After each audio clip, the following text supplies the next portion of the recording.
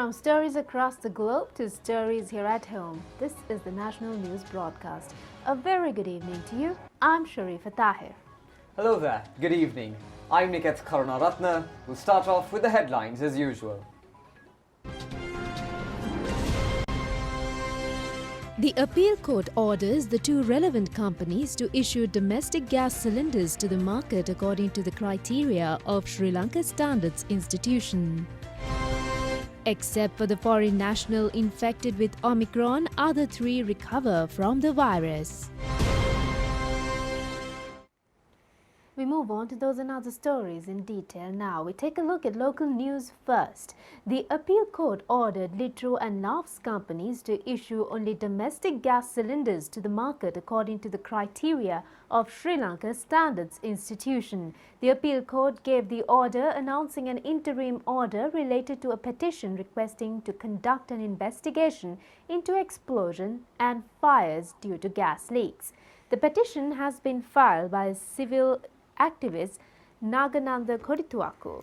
Accordingly, appeal court justices Ruwan Fernando and Sampath Vijayratna ordered to recall unused gas cylinders that have been issued to the market. The court has also ordered to display composition of gas in a domestic cylinder. The petition had earlier requested the court to issue an order to the companies to make a payment for the gas cylinders that have been used by the consumers. The appeal court ordered Consumer Affairs Authority to look into that and to make a suitable system. After announcing the decision, counsel appearing on behalf of Sri Lanka Standards Institution, Manohar Jayasinghe, said that a special meeting is scheduled to be held on the 20th to decide on the composition of domestic gas cylinders. The attorney at law informed the court that meeting was held suddenly yesterday and it was decided that the propane composition of a domestic gas cylinder should be 30%.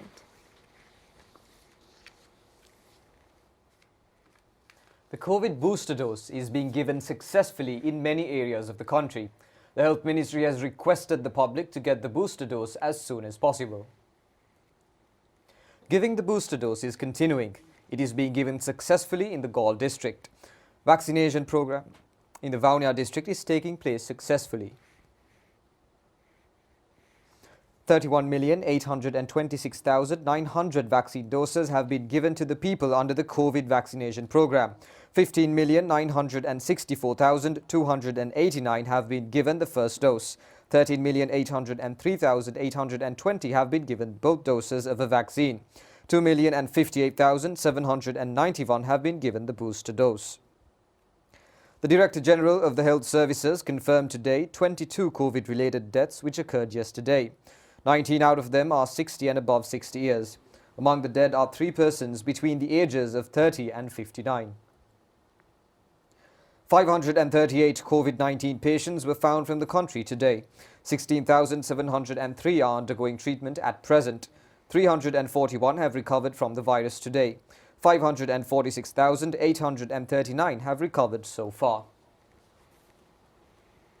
Moving on with more local stories, Director General of Health Services Dr. Asela Gunawardana made remarks on Omicron-infected cases which were recently identified in the country. He further emphasized on the importance of receiving the booster vaccine against the coronavirus.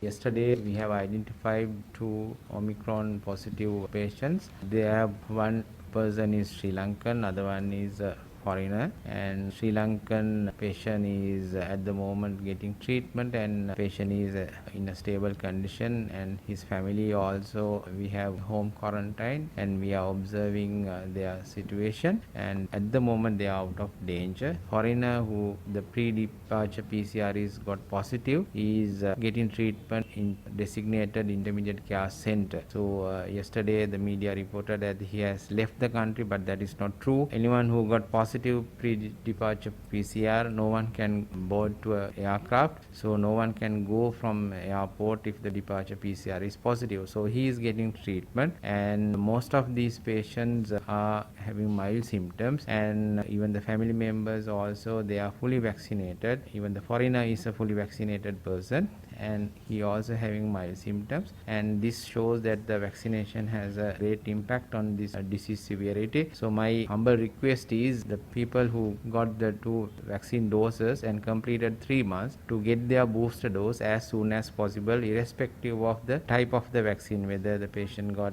AstraZeneca, Moderna, Sinopharm or any other brand. We have completed 3 months after the second dose, go to the nearest vaccination center and get the booster dose. So it will protect yourself as well as the others, because even though that we get the fully vaccination, you can get the disease, but the disease severity and the chance to getting the very severe disease and for the other consequence will be less when you are getting fully vaccinated and with the booster dose. In few days time we are going to celebrate Christmas and the New Year, and people are going to enjoy these New Year and the Christmas vacation. So invariably people will be having parties and all those functions, and there will be gathering. So if you are fully vaccinated and get the booster, there is high chance of getting protected. But even though you are fully vaccinated, always you have to adhere to the health guidelines. The people who are arriving to Sri Lanka who are not fully vaccinated, we are doing an entry PCR, and from the positive sample where the entry PCR is positive, we are sending for gene sequencing as much as possible. Even the pre-departure PCR, if we are getting positive, especially the people, foreigners, we are going to send the sample for the gene sequencing to identify the new variants. Now our priority was actually give the booster dose 60 and above, and because their immunity against this after the vaccination as well as to the diseases are going down rapidly. So the booster dose for their immunity is very important. So people who are elderly, 60 and above, should take their booster dose as soon as possible and get protected. Otherwise they are more liable to get the more severe disease as well as they can even end up in death. Meanwhile, Director General of Health Services Dr. Hemantha Herath urged the public to be more responsible in their behaviour to avoid another COVID-19 outbreak in the country. He made these remarks over a media briefing held today. All these 3 persons plus the original patient detected few days ago consist of all 4 COVID-19 patients. However, I want to emphasize the fact this cumulative number will not give any indication or any important information for us, because all these patients are detected through sample testing. So therefore, what we only know is that infection is there and it is among in the community. So therefore, what we need is to, using that information, take all possible precautions to prevent the spread of disease, that is by adhering to the health guidelines and get the booster dose of immunization. The Attorney General has announced that affidavits submitted by Ministers Vimal Weerawansa, Udaya Gammanpila and Vasudeva Nanayakkara requesting to nullify the decision to issue shares of Kerawalapitiya Yugadanavi power plant to a US company is against the Constitution. He mentioned this when the case was taken up for the second day today. The case was called before Supreme Court Justices Jayantha Jayasuriya, Bhuwaneka Aluvihare, Priyantha Jayawardena, Vijith Malalgoda and LTP Dehideniya. When President's Counsel Udita Igalaheva, who is appearing for Ministers Vimal Weerawansa, Udaya Gammanpila and Vasudeva Nanayakkara, was preparing to make submissions, Attorney General Sanjay Rajaratnam raised an objection. The Attorney General said that the affidavit submitted by the 3 ministers is against the Constitution. He said that according to the Constitution, they are bound to protect collective responsibility of the Cabinet. The Attorney General pointed out that the ministers who have taken oaths to protect the Constitution have submitted affidavits violating the Constitution. The Supreme Court judge bench told him to submit objections during his submissions. Thereafter, President's Counsel Udita Igalaheva, who is appearing on behalf of the ministers, was permitted to make the submissions. Further hearing of the petition was postponed until the 10th of January. The Ministry of Health has emphasized that Dr. S.S.M. Shafi, who has been sent on compulsory leave, has not been reinstated. This has been in a special statement issued by the Additional Secretary on behalf of the Health Secretary. It has said that the director of the Kurunagala Teaching Hospital has been instructed to pay salary only for the period the doctor was sent on compulsory leave. The statement has pointed out a 6-member expert committee was appointed to look into the allegations that women were made infertile. Dr. Shafi was sent on compulsory leave from 11th of June 2019. The expert committee has recommended to send him on further leave from the report, which was submitted after 40 days. Dr. Shafi was bailed out following a case at Kurunegala Magistrate Court. Although it was requested to reinstate, the Health Service Committee of the Public Service Commission did not approve it. The doctor has informed this to the Health Secretary. Thereafter, Public Service Commission's Health Service Committee has informed Kurunegala Teaching Hospital Director to pay the salary of Dr. Shafi. The statement of Additional Secretary Administration on behalf of the Health Secretary has said that the decision was taken according to 20.2 clause of the 12th paragraph of the Establishment Code. Minister Udaya Gammanpilla says the price of a barrel of crude oil in the oil market has increased by 24% when compared with last May. However, he said today that the government has not taken any decision to increase the price of fuel. Minister Udaya Gammanpilla said that the price of fuel was increased for the last time in May. At that time, the dollar was 68 rupees. The dollar was increased to 85 in November. There has been 24% increase of price in the world market. Although the people were not burdened with the price increase, the injustice is caused to the public. The loss is charged from tax money of the people. Those who use fuel and those who do not use fuel bear the expenditure. He said that people even in remote areas who never use a vehicle in their lifetime have to bear expenditure for the vehicles of the super rich. If the Treasury does not give a subsidy when the price of oil increases in the world market, oil prices to be increased. However, no such decision has been taken yet. The Sripada pilgrimage season will commence from Unduap full moon Poya day tomorrow, according to health guidelines.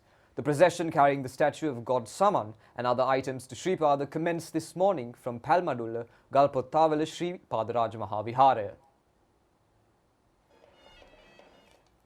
The public were given the opportunity to worship the statue of God Saman and other items kept at Palmadulla, Galpottavala Sripada Rajamahavihara from the 16th.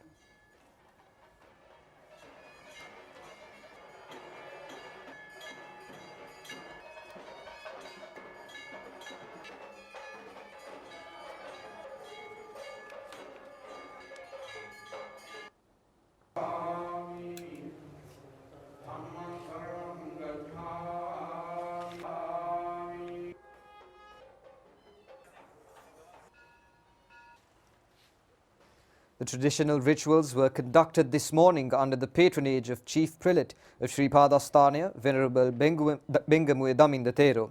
Thereafter, the procession led to the Sripada Sthanaya under full protection.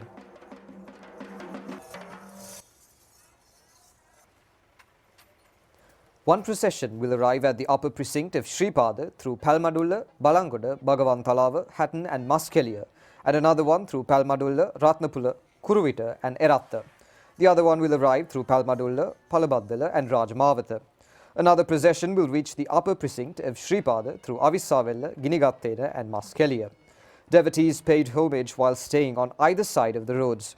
Sabaragamu Province Governor Tikiri Khobbakadua and MP Gamini Valegoda were present on the occasion.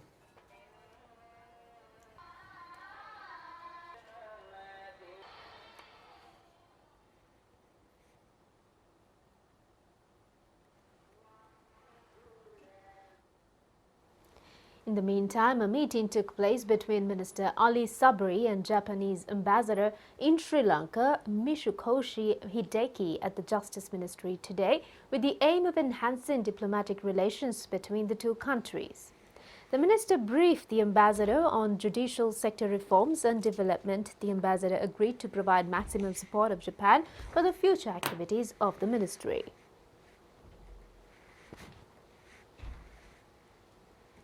Chinese ambassador in Sri Lanka, Ki Chen Hong, and a delegation met Minister Douglas Devananda. Discussions were held on aquaculture in the north and on improving living conditions of aquaculturists. The minister requested the ambassador to provide assistance to develop aquaculture.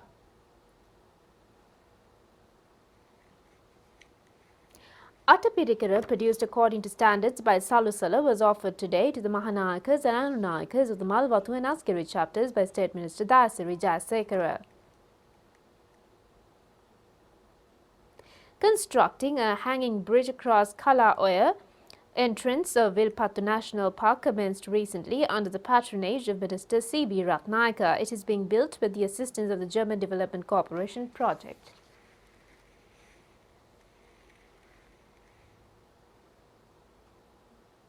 In the meantime, the annual general meeting of the Sri Lanka Planning Association took place at Battaramulla Suhurupaya Auditorium today. Office bearers were appointed for the next year at the meeting. Secretary to the State Ministry of Warehouse, Port Supplies and Facilities and Shipping Industries in Development, Dhammika Mathararachi, attended the event as the chief guest. Port Supplies and Facilities and Shipping Industry Development, Dhammika Mathararachi said that all aspects of the UN are based on sustainable concept. He said there should be economic sustainability and plans should be made accordingly. And now for sports news. Steps have been taken to recommence inter-school rugby matches, which were suspended due to the pandemic. A media briefing in this regard took place with the attendance of Sports Minister Namal Rajapaksa. The seven-a-side tournament will be held first, commencing the matches. Dialogue Ashiara is sponsoring the series. The new office of Sri Lanka Hockey Federation was opened under the patronage of Minister Namal Rajapaksa. Sri Lanka team for Oman-Sri Lanka Friendship Hockey Tournament was officially announced on the occasion. The chairman of the Hockey Federation and a group of officials were present on the occasion. That's all the news for today. Join us again at the same time tomorrow. Good night. And stay safe.